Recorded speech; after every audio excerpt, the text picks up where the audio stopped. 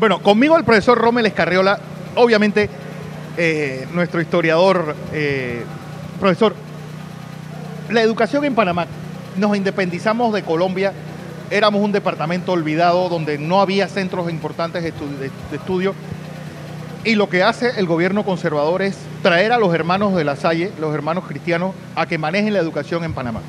Bueno, en 1903 prácticamente 1904. no había escuela, resultado de la Guerra Civil de los 1000 días. En 1903, Manuel Amador Guerrero trae a los hermanos cristianos para que se encarguen de la educación. Y eso fue no solo en la ciudad de Panamá, sino en todo el interior de la República.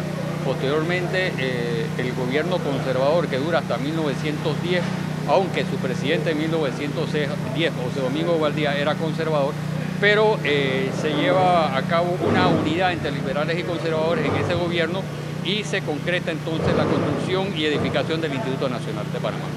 Con la edificación del Instituto Nacional, tal vez ocurre un antes y un después en la educación panameña y se convierte en una educación laica. Bueno, es que toda la base de la educación nacional en 1903 era totalmente clerical. En el Instituto Nacional, en sus inicios, el rector Justio Facio tuvo una polémica, incluso que fue a los medios de comunicación social, en ese momento era la prensa, donde se discutía en base a cuáles eran a ser los lineamientos ideológicos de la educación. Justo Facio Liberal se planteaba una educación de carácter laica, y Bernardino de la Concepción, que casualmente había sido el defensor de Victoriano Lorenzo, en su confesor en el juicio posterior de Victoriano Lorenzo, trajo como consecuencia una polémica, y justo Facio, que era el rector de estos centros de estudio, decidió retirarse de la educación, y la polémica continúa en base a una polémica de nivel ideológico. ¿Cuál es la línea de la educación? ¿Cuál es la filosofía de la educación? ¿Laica o clerical? En la actualidad creo que la educación se debe batir ese punto. ¿Qué es la educación que queremos? Y primero, ¿cuáles son los fundamentos ideológicos y filosóficos de la educación? Si no discutimos en este momento los fundamentos filosóficos de la educación, no vamos a poder tener una educación democrática, porque los fundamentos filosóficos son los que construyen el andamiaje de la educación. 113 años tenemos el mismo debate. No, es que no hemos avanzado. Yo considero que no hemos avanzado. Primero, en 1903 había una discusión en base a cuál era el pensamiento, cuál era la filosofía. En la actualidad no se está discutiendo, eso. En la actualidad se está discutiendo cómo reparamos escuelas, cómo transformamos la educación, pero sin una base de filosofía, y eso no puede ser. ¿Cuál es la filosofía de la educación panameña? Clerical, liberal, socialista, socializante, democrática. Perdonen, yo como profesor que di clase en este colegio, sinceramente no lo sé. Tal vez, profesor, uno de los nervios más a flor de piel del pensamiento social panameño ha sido este edificio y ha sido esta escuela. Definitivamente, aquí salieron, no les voy a decir los nombres de los presidentes que salieron de fueron 7 presidentes, e incluso Federico Velázquez, que este año se cumple, el centenario de su... Fue ex institutor, que fue el creador del Instituto Justo Arosemena. Hoy se cumplen, en este mes de febrero, 20 de febrero, se cumple el centenario del natalicio. Pues fue miembro de la Federación de Estudiantes de Panamá y fue el creador y uno de los ideólogos del Frente Patriótico de la Juventud, que con César Quintero también, que estudió en este centro de estudios, cumple 100 años. Así que hay una gran lista de panameños que hoy sería totalmente imposible mencionar. Sobre este colegio. Sobre el movimiento estudiantil, tal vez 1947, el rechazo al Tratado Filo-Heinz, es realmente lo que el profesor Conte Porras llamó la revolución de las esfinges.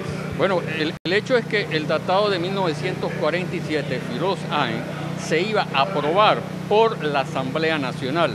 Y en ese instante ya el movimiento estudiantil, que se había organizado en 1943 y 44 a raíz del Congreso de la Juventud, que se celebra en el Instituto Nacional, que traía la línea política y democrática del año anterior. En México, un año anterior, se había determinado que se iban a crear frentes y movimientos estudiantiles en contra del nazifascismo.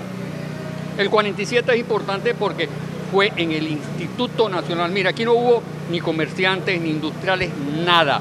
Fueron el movimiento estudiantil. Estudiantes de 10, 12, 13, 15 y 17 años que son los que son la punta de lanza para derogar el decreto. Incluso los estudiantes tenían sogas que decían que si el tratado iba a ser aprobado, iban a ahorcar a todos los diputados. Oiga, ese tratado le daba la permanencia a los Estados Unidos de bases todos los militares, sitios de defensa. porque a raíz de la Primera Guerra Mundial se había determinado aumentar las bases militares en todo el territorio de Panamá, no entre la franja solo de Colón y Panamá. Bueno, una generación que los nombres realmente son casi escritos en oro. Sí. Estaba Jorge Llueca, estaba Menéndez Franco, bueno, Federico Velázquez, ¿sabes? Mi tía Noris Correa de Sanjuro, Ovidio Díaz. ¿Cómo esa conciencia fue el germen de jóvenes que, pues, casi hay un relevo generacional de esa inquietud juvenil que es casi la constante durante el siglo XX? Esa pregunta me lo he hecho muchas veces. ¿Y dónde está la base y el fundamento? En los fundamentos ideológicos de la educación.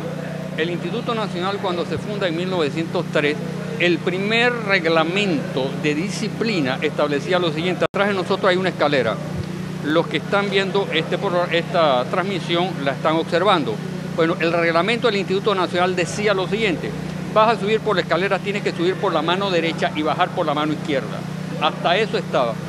El reglamento establecía cómo el estudiante se sentaba, cómo el estudiante hablaba con el profesor y cuáles eran las expresiones, y las sanciones reglamentarias frente a la falta de disciplina eran bastante severas. Hoy vemos en la actualidad la venta de uniformes escolares en algunos medios, donde sale el estudiante saltando un escritorio y con unas niñas en minifalda, que realmente, si nosotros no le damos a los estudiantes las bases para la disciplina, no le podemos pedir a los estudiantes que este año no protesten por alguna situación que les está afectando directamente. Es decir, la base del ciudadano está aquí.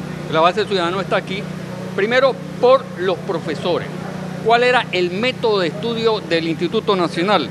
Era una base de la educación alemana, a pesar de que se había creado bajo los fundamentos de una polémica entre el liberalismo y el clericalismo, entre la religión y la ciencia.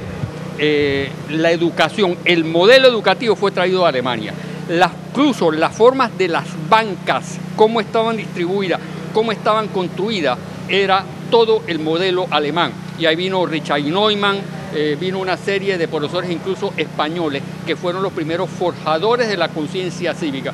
Si tú tienes un profesor muy bien preparado, con una conciencia cívica, con un conocimiento científico que viene de Europa, no estoy menospreciando a los educadores panameños, quiero aclarar, pero fueron los extranjeros, los profesores, los que crearon la conciencia cívica y nacionalista. Por eso es el hecho de que los movimientos nacionalistas ocurridos entre la década del 20, 30, 40, 50 y 60, sobre todo el 9 de enero del 64, salieron del Instituto Nacional. Y no es cierto que el 9 de enero del 64 fue una subversión comunista, como plantearon los medios de comunicación social en los Estados Unidos. Fue los institutores que no estaban en una organización política, que fueron los que llevaron a cabo el impulso para el 9 de enero del 64. Ese ingrediente social lo da la base de profesores republicanos que llegaron en la década del 30. Definitivamente que sí. Científica. O eran republicanos españoles, eran intelectuales alemanes que habían sido formados bajo la filosofía de Schopenhauer, la filosofía de Kant, de Hegel, y eso fue lo que fomentó, fue el ingrediente que se introdujo en los cerebros y en la mente de los estudiantes. Ahora, ¿qué le estamos inyectando a los estudiantes en la actualidad? ¿Cuál es el tipo de conciencia cívica que nosotros le estamos dando a los estudiantes? Es bien cuestionable esa situación. Y no es un cuestionamiento a los profesores, es un cuestionamiento a la sociedad entera. Sí, profesor, como siempre, un placer y un honor tenerlo aquí. El profesor Rommel Escarriola, un poco una gran pregunta y sobre todo como si fuera un mosquetero, profesor, un sable al aire. ¿Qué nosotros vamos a enseñarle y qué es exactamente el método filosófico que se está utilizando para educar a esta juventud. El gran problema de esto es que nosotros estamos sembrando problemas sociales que vamos a tener dentro de 20, 30 años cuando estos estudiantes frustrados lleguen a ser profesionales frustrados y malos ciudadanos. Le contrato contestar rápido. El Instituto Nacional era incluso un colegio nocturno. Era un colegio que los mismos estudiantes y el rector incluso dormía y vivía aquí. El rector tenía su cuarto, su baño, sus atenciones. El punto es, ¿qué vamos a hacer con la educación nacional? No es un problema de los profesores y no solo es un problema del Ministerio de Educación y los padres de familia. Los padres de familia. O sea, tú le compras al estudiante, y perdona, voy a agregar esto, sé que no tenemos tiempo, una mochila de $30, le pagas un busito y el estudiante no estudia. ¿Pero por qué no estudia? Porque el padre de familia no está en la casa diciendo, tienes que estudiar y tienes que estudiar conmigo. A los padres de familia dedíquenle más tiempo a sus estudiantes. El problema no es solo de la ministra y no solo problema nuestro, de todos. Es problema del padre de familia.